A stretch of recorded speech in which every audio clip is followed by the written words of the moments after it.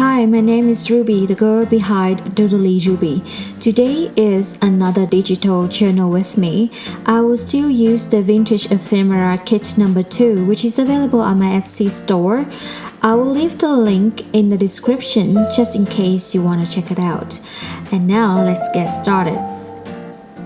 I often visualize how the spread will be, then I gather all the elements that I'm gonna use to create the look into a folder just to save time, because I have a bad habit that whenever I go through all the stickers while I'm layering the journal page, I may change my mind, and it happened to me all the time. It takes a lot of time to complete the journal. So in order to avoid that, I will just collect and gather all the elements that I'm gonna use to a folder and import them all at once. Apart from the elements in the kit on my Etsy store, I also use some other clip art and ephemera that I found from the internet. I normally source clip arts from a few websites. I think most of them are free, but some of them require credits, so you should be cautious about that one. If you don't use it for commercial projects, it should be fine. Well, most of the time the stickers that I found come with a transparent background, but sometimes some of them don't. But I'm gonna show you how I remove the white background quickly in this video.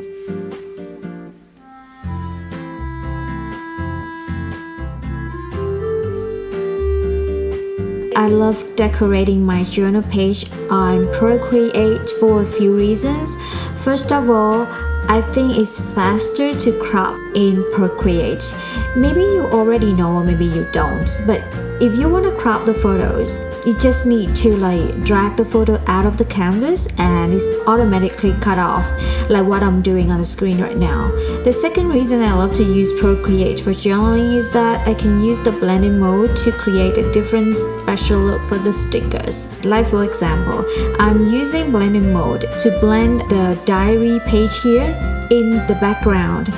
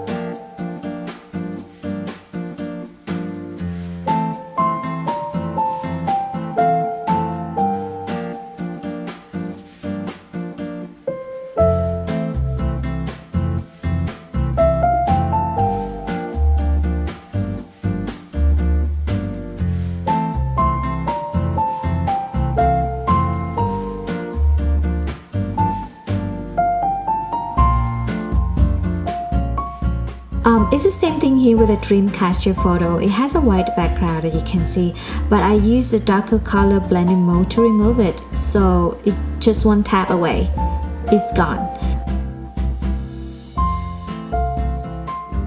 I don't know about you, but when I first started journaling, I have a tendency to put many things on the page and make that look so busy.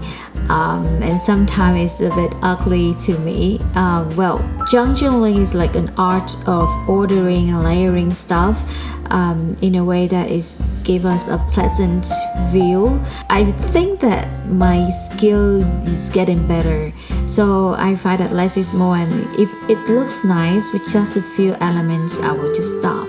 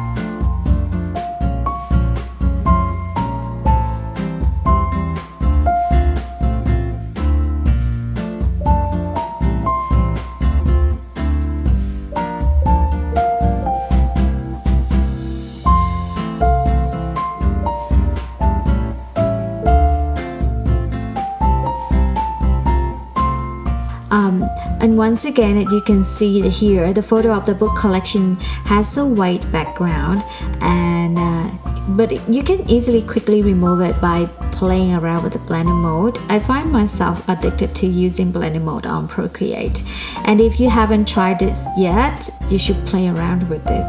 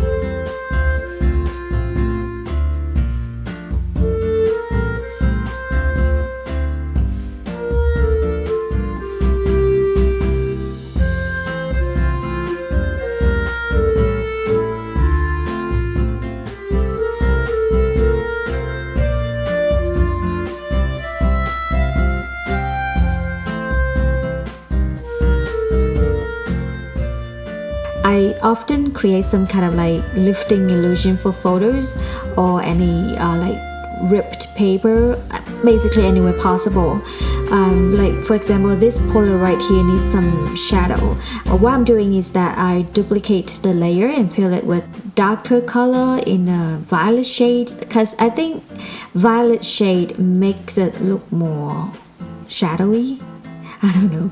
Then I go to the range, choose the transformation tool, and choose the advanced warping and pull the dots off the corner I want a shadow and push all the dots where I don't want the shadow to poke out.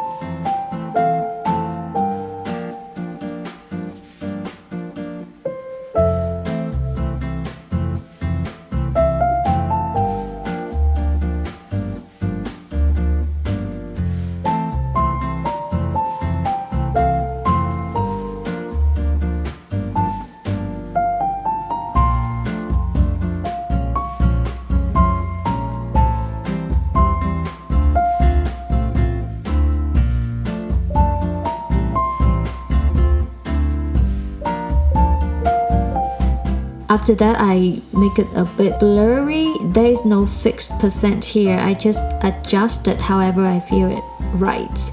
Then I set it to multiply, and this is it.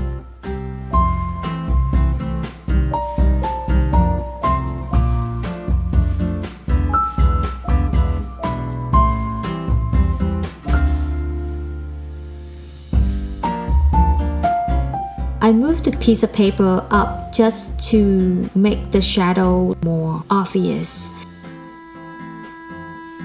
Yeah, so basically this is how I create a journal page. If you love to see more of it, please consider subscribing to my channel.